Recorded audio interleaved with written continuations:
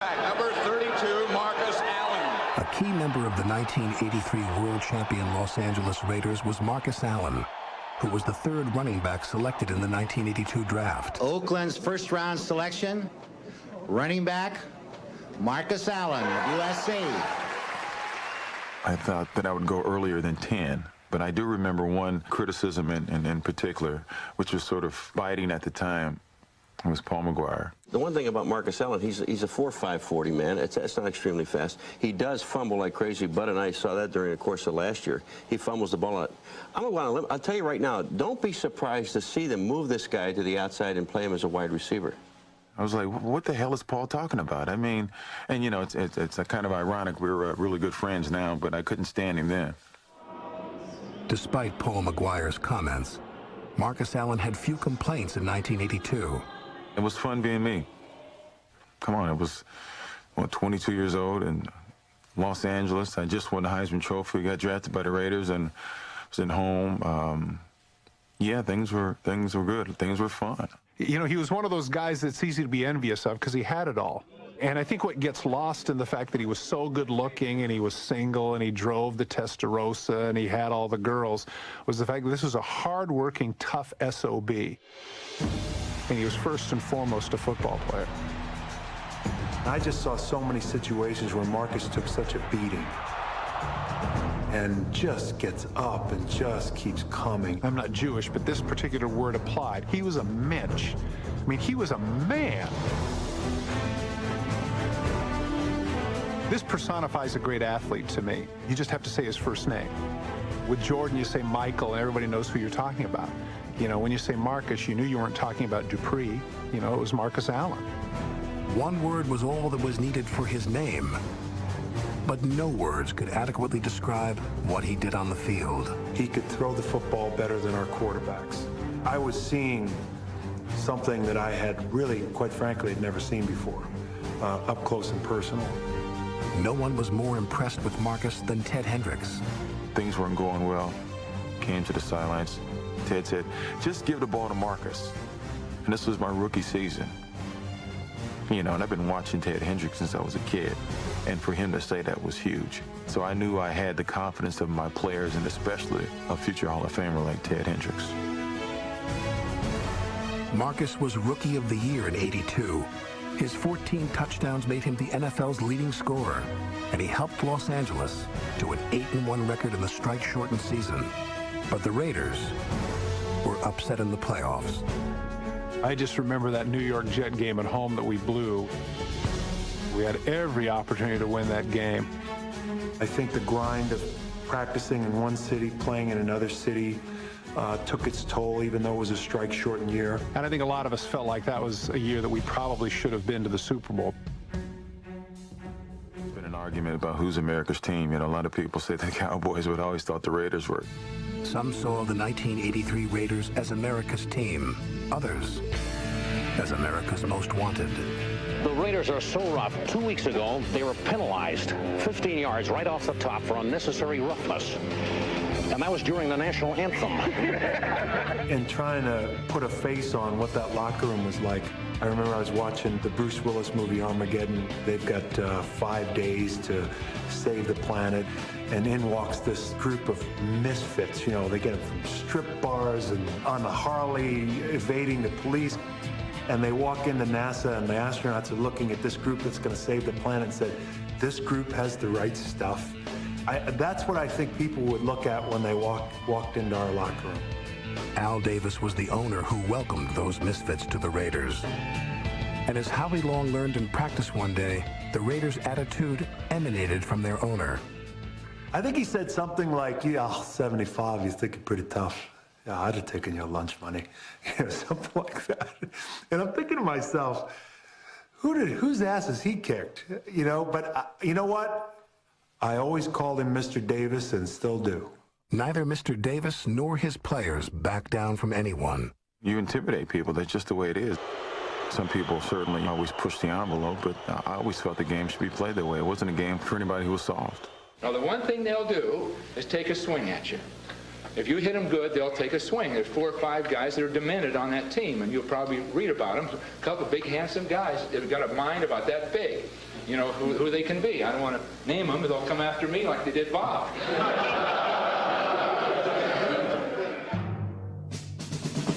The most intimidating Raider was Lyle Alzado.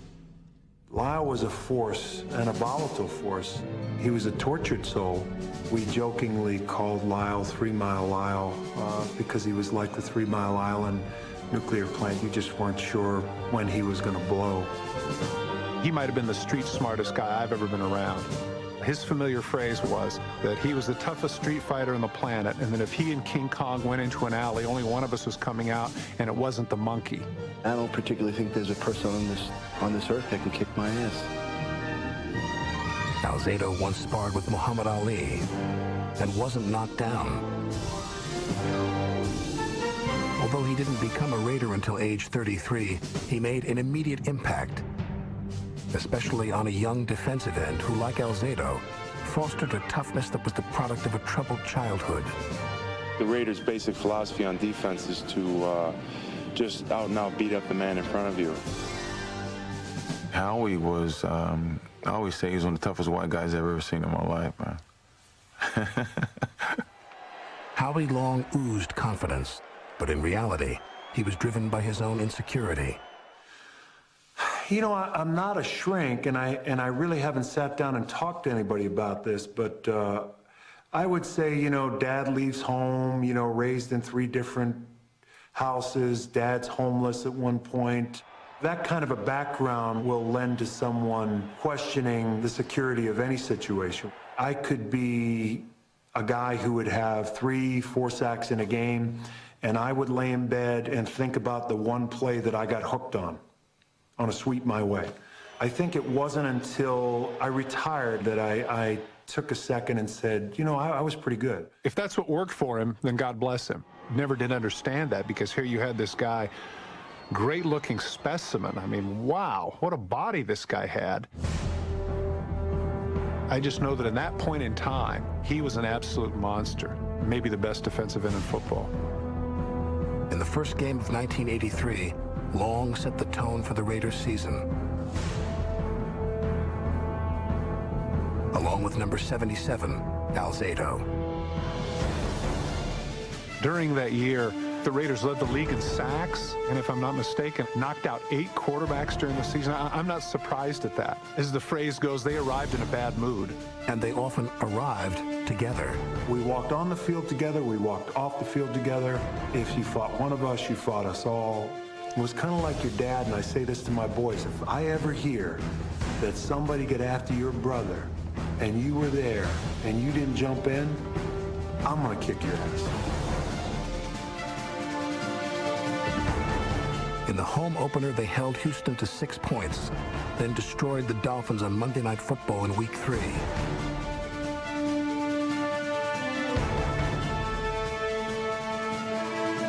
The next week, they welcomed rookie John Elway to the NFL, knocking him out of the game and battering his backup, Steve DeBerg. In the first month of the '83 season, the undefeated Los Angeles Raiders established themselves as a very good team with a very bad disposition. These misfits weren't being asked to save the planet, but they played like they were intent on ruling the planet.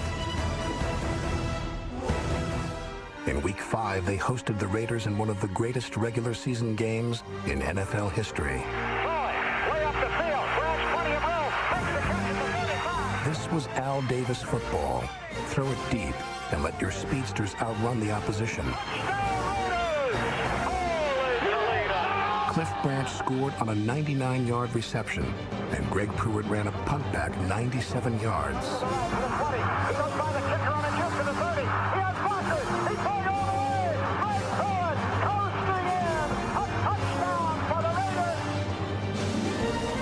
But in this game of big plays, the smallest player on the field, the Redskins' Joe Washington, had the biggest impact.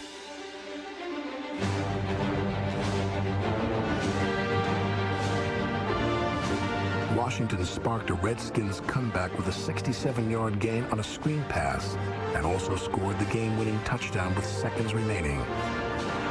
Theismann, 3 receivers to the far side. Throws it over the middle of Washington.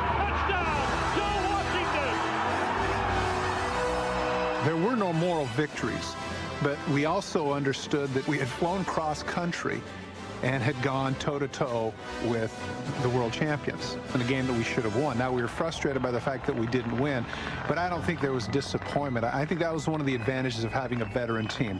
You had people that understood that it was a marathon, and as Ted Hendricks once said to me, it's in the can. He said that once to me after we lost an overtime game to San Diego. He said, this game's in the can, it's over. And linebacker Ted Hendricks was an expert when it came to cans or bottles.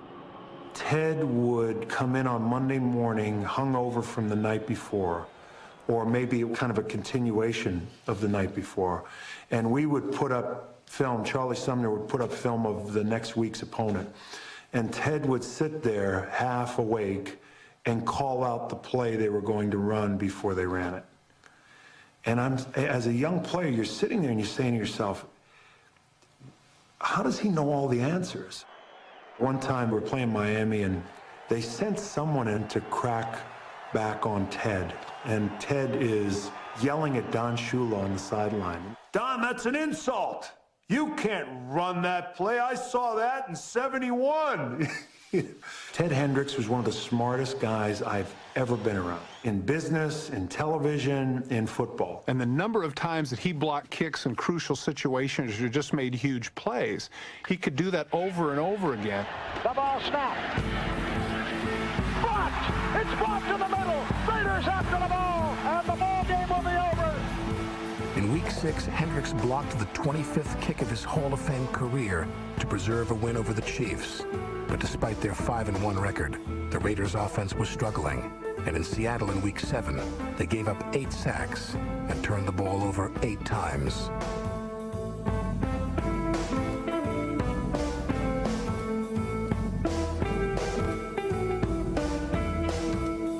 Two weeks later, the mistake-prone Raiders lost to Seattle again and fell to 6-3. Over a 5-game stretch, they had committed 28 turnovers. I don't know why that we had such a rash of turnovers. I certainly don't know why. I was one of the contributors to that. I don't know why I couldn't hold on to the ball my second year. It wasn't an easy year for me. It was funny because Greg Pruitt and I talked about the sophomore jinx. In 1983, Marcus Allen averaged less than 4 yards per carry and had just one 100-yard rushing game in the regular season. He wasn't satisfied with his play or the Raiders' offensive philosophy. The Raiders lined up in full, I, and far and ran 4 plays. How many times did the Raiders run 17 Bob Trejo? Everyone in the stadium knew it was coming. When they know what you're running, you better be real good at what you do. The game plan was basic, but the men asked to execute it were complex characters with minds of their own. I remember distinctly a game in the Coliseum against the Broncos. The coach sent a play in. I remember Henry Lawrence, the offensive tackle, says, F that, F that. We're not running that play. Let's run this. And someone else says, yeah. And the reason I say that, and I know that this sounds terribly adolescent to people listening, but it was our field. It was our field. And so coaches could do what they want. They could create, that's fine. Give us a game plan on Wednesdays and Thursdays. Go ahead and provide all of that. But once the game started on Sunday, it was our field. And on their field, some Raiders felt Marcus Allen should see more of the football. At this point in time, we were trying to still spread the offense around, which really made no sense. You know, we had this great tailback. We might as well have used him. I always wanted the ball because I always felt that I was the best player in the team. Any player that you talk to, any great player, wants the ball in their hands. And I wanted to win. When Allen told Al Davis he wanted to run more, Davis explained how he could do that. Yeah, he said something about take a few laps or something like that. Yeah. Which I really didn't, you know. I mean, I thought it was kind of funny. There was nothing humorous about the relationship between Allen and Davis. It was sort of strange because I was always referred to as the other guy. I used to, hear a lot of things that, didn't like the fact that I was, I had a name for myself already. before I even arrived with the team. It was not my fault they moved to Los Angeles, and everybody knew who I was, and I was a Heisman Trophy winner. We didn't have the best relationship, and I was playing for me and my teammates. At the end of the season, it was like, about time you did something, was sort of the conversation that we, would have. So it was not one that I would categorize as great or good or anything like that. It was just, what it was. 10 games into the '83 season, the Raiders were 7-3. Their play on the field was spotty, and so was their fan support in the massive LA Coliseum, which had to disappoint Al Davis. I know that he had visions of luxury boxes and a 93,000-seat stadium filled.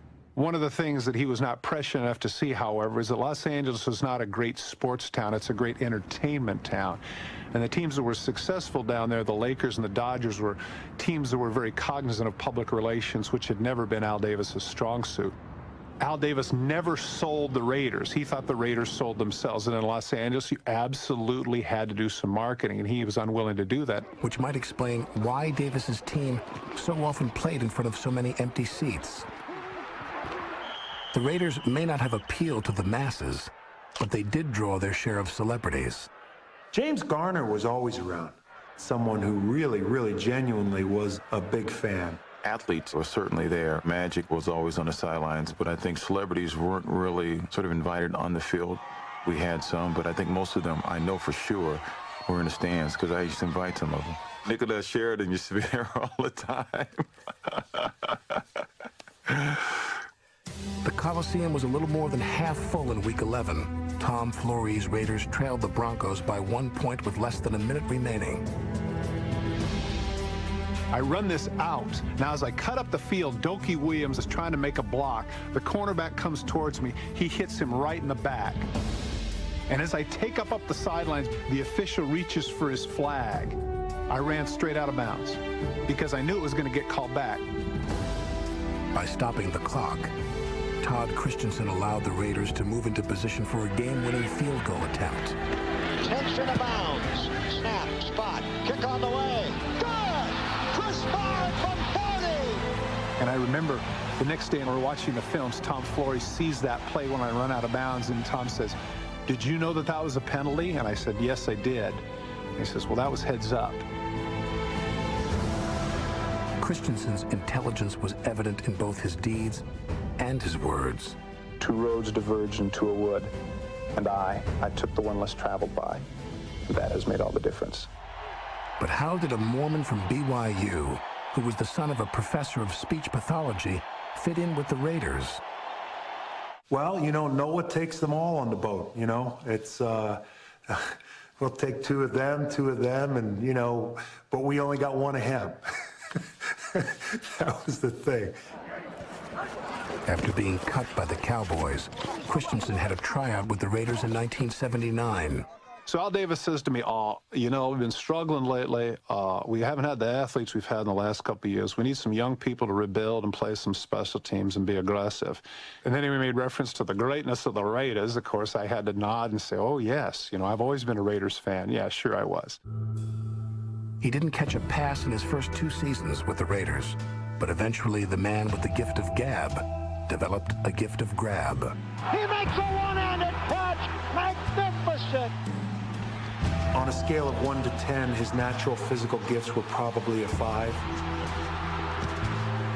On a scale of 1 to 10, what he got out of his physical gifts, it would have to be a 9.5. Todd just willed the ball to come his way.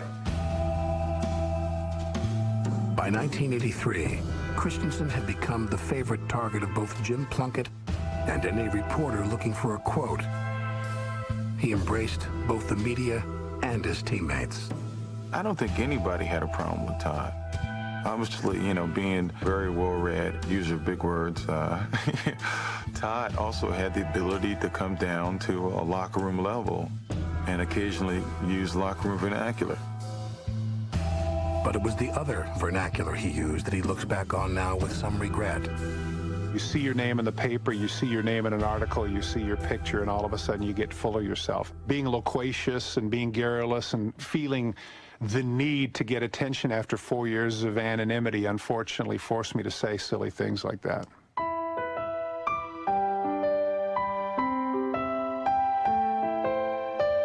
I'm afraid that that's the hubris of youth. That is not the definition of humility. I heard a much better definition of humility, which is doing your best and letting it largely speak for itself.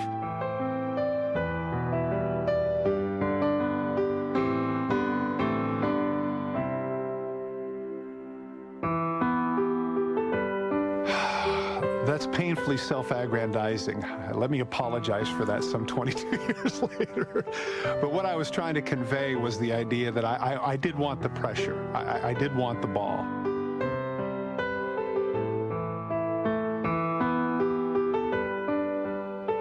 That makes a lot more sense. All want not something to do with something to be. Because that is the extension of my self-worth. Like Thoreau said, all want not something to do, but something to be. And I be a rock catcher. I think I'm fitting in because I'm productive. In football, that's what matters.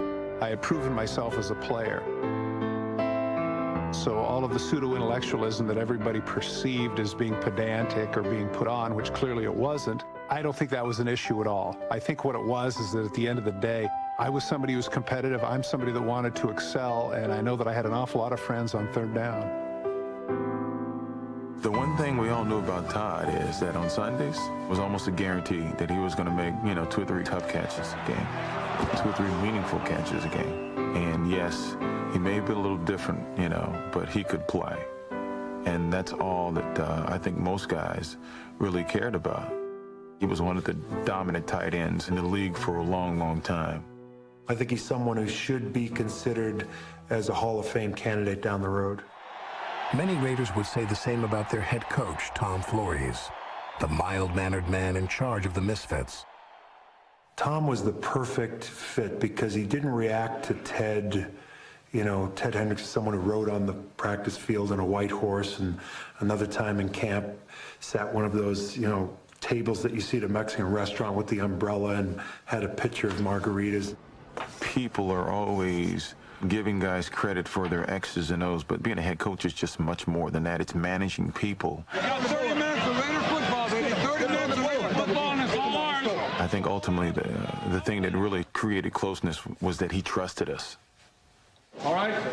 We know what has to be done, and we know how to do it. Listen, I taught you all you need, to know. Now go out there and play. Number 46. In the Super Bowl, in Super Bowl XVIII, we're on the biggest stage. And I came over to Tom and I said, Tom, out and up, I can beat this guy. Ken Coffey can't cover me. Run the out and up. And here's the biggest stage. He's got his whole game plan down there, and he trusted me. He trusted me. He trusted that numbskull, pseudo-intellectual tight end to make the call. Now, the end of the story would be great, which is that I beat him on the out. I went like this. He got fooled. I caught a 50-yard touchdown pass. It was incomplete. It didn't work. Christensen is the intended receiver. Nothing doing as Ken Coffey was back there with him. But the fact that he trusted a player enough to be willing to make the call, how could that not endear you to a head coach as opposed to, the usual, get out of here. I'm in charge. Get out of the huddle. There was never anything like that. Perhaps Flores got along so well with his players because he had been one himself. He was the first starting quarterback in Raiders history. But playing for the Raiders was far easier than coaching the Raiders. He had been with the organization for quite a long time, so he understood how it operated with Al Davis at the helm. Al Davis was larger than life, and of course you had a lot of players with a lot of personality. He knew that in a lot of cases the owner was going to take credit when things were going well. He also knew that he was going to be delegated blame when things didn't go well, and he was willing to accept that role. The guy won 2 Super Bowls, and yet he's rarely mentioned, and I think it's a shame. I can't emphasize this enough. I think that what he contributed as a head coach is understated. In 1983, the skies over Los Angeles were guarded by cornerback Lester Hayes. In November, Al Davis traded for Mike Haynes, who played his first game for the 8-3 Raiders in Buffalo. I think it was the greatest steal of all time, really. Mike Haynes, team with Lester Hayes.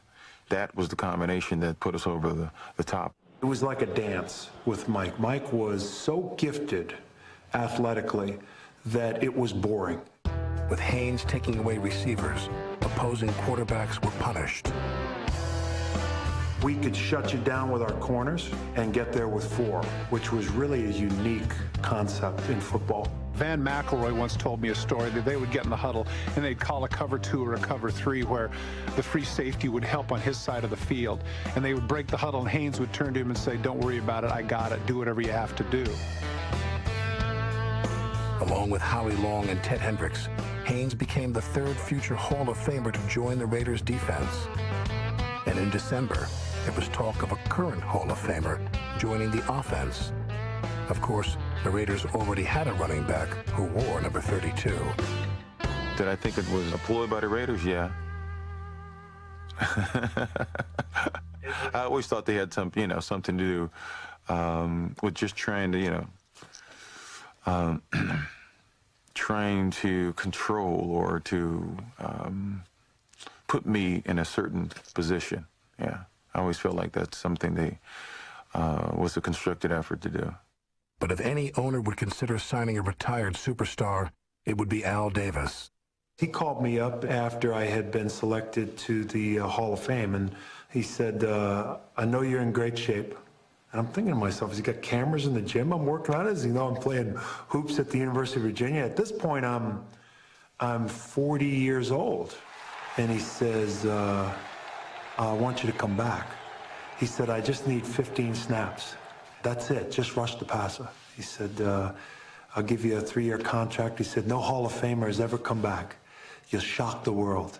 And honest to God, for what seemed like an eternity, but I'm sure it was just a millisecond, I thought to myself, And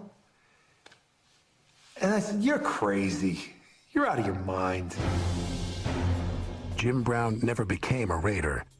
And late in the '83 season, Marcus Allen started playing like a Hall of Famer himself. Jensen in motion all the way across, quick toss to Allen, fakes left, comes back right, throwing deep, Christensen open, makes the catch at the 5, touchdown Raiders! Allen and Todd Christensen, who led the NFL with 92 receptions, helped the Raiders win 6 of their last 7 games. They finished the regular season with a 12-4 record.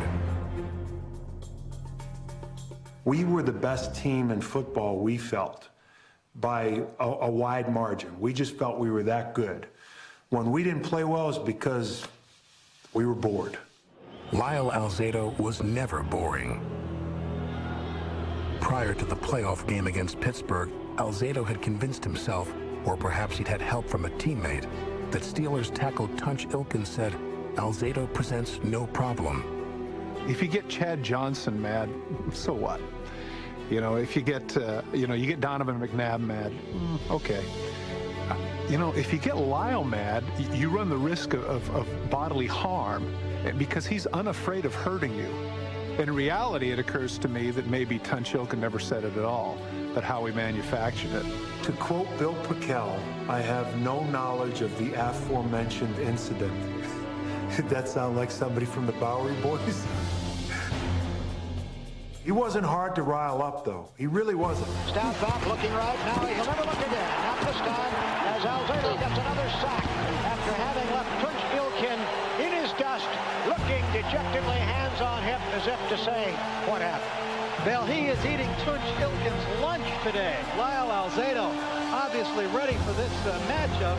He's beaten Ilkin to a pulp. Alzado led a dominant defensive performance.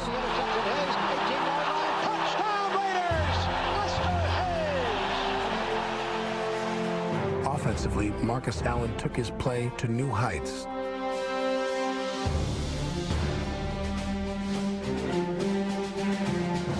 Marcus scored twice and ran for 121 yards. The next week in the AFC Championship against the Seahawks, he remained unstoppable. Go, Marcus, hang on to it, baby, all right. His 216 yards from scrimmage helped the Raiders get their revenge on Seattle. We had lost to Seattle twice. We took that as we'd gotten our ass kicked. And it was time for redemption.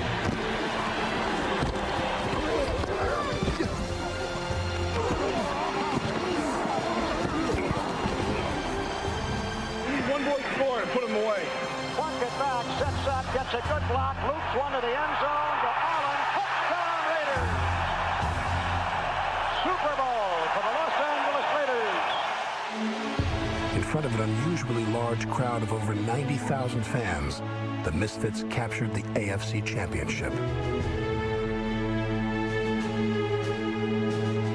I can still remember in the locker room, Tom Flores saying, "We're going to Tampa, baby." And everybody's, yes, yes, yes. We're going to Tampa, baby. We're The toughest part of any race is the last leg. And for some of the Raiders' star players, just getting to the Super Bowl proved to be more difficult than playing in it. We took a cab to the Super Bowl, got stuck in traffic. No, Otis McKinney and I, we didn't take the bus like most of the players do. We had a rental car. We're a quarter mile at least from the stadium. Lyle starts yelling at the cab driver, "Get over, go up on the curb, damn it, you know, blah, blah, blah, blah, blah." And we pull up and we said, "Where do the players park?" And the lady said, "What? You guys, I don't care if you play or not, you guys need a parking pass." And the cab driver, I don't know where he was from, and bless his heart, he's just frightened to death. Here's this guy in the front seat, looks like an armadillo with veins popping out of his neck. And we say, "Excuse me, lady, we're playing in a game. We don't need a parking pass. You got to let us in." She says, "I'm sorry, you need a parking pass to get in." Lyle gets out of the cab. He's walking. So now we got to get out of the cab because we go together. And we just simultaneously looked at each other, and I guess we had the same thought. And we both grabbed our bags, and we took off running towards the locker room in that car. We left the car running right there, and to this day, we don't know what happened to her. And we walked the last quarter mile to Super Bowl XVIII through traffic and through the crowd. It was just, I guess, proof that, you know, nothing was going to stop us. There's the snap. It is blocked by Derek Johnson. Going into the end zone. Raiders after it. 3 men on it. Touchdown Raiders. Holy Toledo, what a start. Revenge against the defending champion Redskins came easily. Bucket looks, throws, touchdown Raiders. Seconds before halftime, Coach Charlie Sumner put Jack Squirick in and told him to shadow Joe Washington, who had burned the Raiders in Week 5 on a screen pass. Looks off to the left, and he fires it off there. Intercepted! Jack Squirick! Touchdown Raiders! I don't believe it! And they looked like they knew it was coming. Man ran right for it. I guarantee they looked like they knew that play was coming. Let's keep dominating this team. Let's keep dominating. In 1983, the Redskins set an NFL record for points in a season. In the Super Bowl, the Raiders shut them down and beat them up, sacking Joe Theismann 6 times and holding the Redskins to just 9 points. I remember after the game, Joe Theismann saying, "They handed us our asses on the tray, and the tray was bent." That was as much physical domination as I had seen defensively, and I got to witness it firsthand. Todd Christensen also was an eyewitness to the brilliance of Marcus Allen. Back over the middle. Dax is 3-2-1. Touchdown Raiders! And late in the third quarter, he saw a play that he will never forget. When I'm 95 and I'm hooked up to the wires on ESPN or whatever the station will be back then, you know, channel 1036 will show that replay, and I know that I'll be like this in my hospital bed because I never get tired of seeing that play. That play was 17 Bob Tray-O. Even now, whenever I see that highlight, I get tingles. I remember John Facenda saying, "Here comes Marcus Allen, running with the night."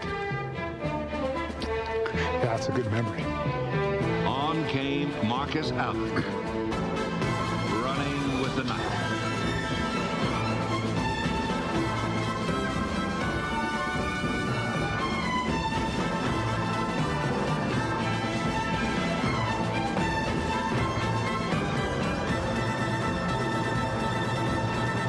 To make a run like that, in a game like that, at a time like that, was just, it was pure magic.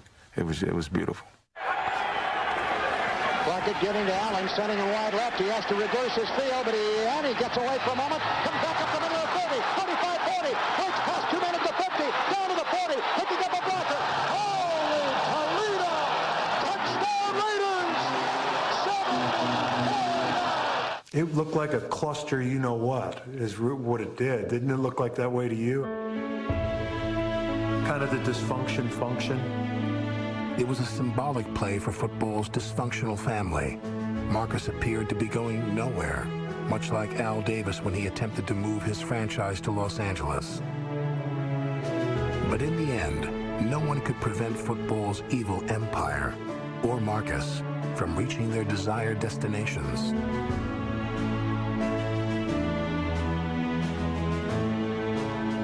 And Marcus can't run.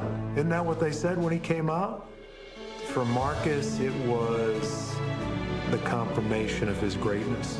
Holy Toledo, Marcus Allen has just claimed full title of All-World for 1983.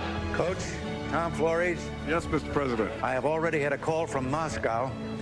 They think that Marcus Allen is a new secret weapon, and they insist that we dismantle it. That was a beautiful run, and it turned out to be a beautiful career. And yes, I did reverse field it sometimes, and yet I did, avoid some tacklers, but in the end, I ended up where I wanted to end up. The one thing that stands out to me is that after Marcus's 74-yard run, when you see everybody run out and embrace him, it's at that point in time when I think that the team realized that we were going to be world champions. The sheer delight, almost to a degree of frivolity, that's a picture that I think will linger for quite a while. For players, the bond that's created is very hard to describe. There's some of these guys that I'm sure I'll run into 20 years later, but we will have a common bond that most people just will not understand. And it's a great sense of pride, a great sense of achievement. It is one of the more incredible feelings. It was a feeling Lyle Alzado finally experienced after 13 NFL seasons with 3 teams. Here I was at the beginning of my career, and here was a guy at the end of his career. I don't think I really fully understood at the time what he was going through and what it meant to him.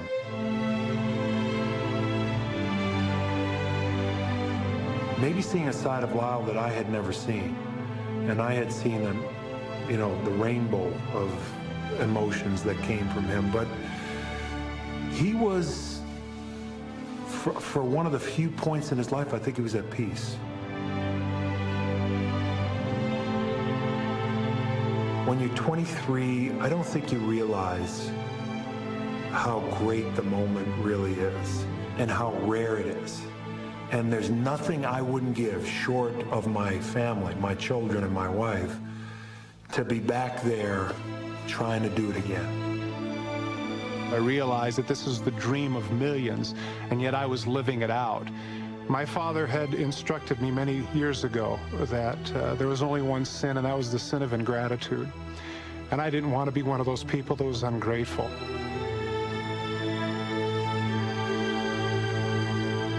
I wanted to make sure that I thanked my Maker for the opportunity that I had to be in this game, that the son of a University of Oregon professor and a homemaker probably had no business being on this stage. The celebration will begin as the Raiders sprint toward the clubhouse. And the great joy of watching Pete Rozelle present the championship trophy. Congratulations. To the Los Angeles Raiders. Now, let me ask you something. With all the distractions that you have off the field, how are you able to keep focused on winning football games as you do and do throughout the year? When you have great coaches, then after you have great coaches, you get great players. You have a great organization, and you tell them one thing: just win, David.